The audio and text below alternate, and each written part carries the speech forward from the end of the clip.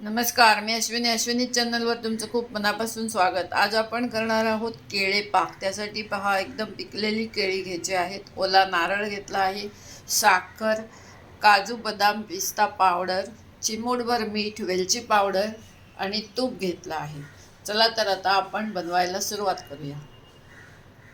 हे बघा, आपण केळ्याचे तुकडे करून घेतले आहेत। मात्र अविकलेलं केळं असेल तर तो भाग काढून टाकायचा आहे। बघा, मी इथे सर्व भाग असा काढून ठेवलेला आहे। केळ्याचं मागचं पुढचं टोकही काढून घेतलेलं आहे, केळंही सोलून घेतलेली आहेत।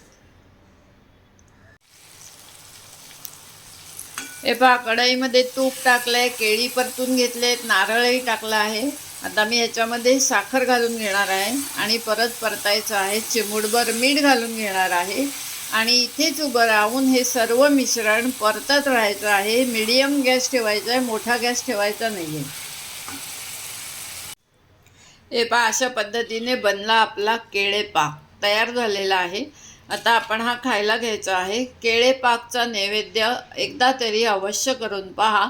खंडोबाचा नवरात्र मार्गशीर्ष महिना कधीही करू शकता, किंवा तुम्हाला एरवी जरी खायची इच्छा झाली आणि केलात तरी पण चालून जाईल। अशा प्रकारे बनला आहे आपला केळे पाक, एकदम झकास झाला आहे। हा नैवेद्याचा प्रकार एकदा तरी अवश्य घरी करून पहा। आवडल्यास लाईक शेअर सबस्क्राईब करायला विसरू नका अश्विनी चॅनलला।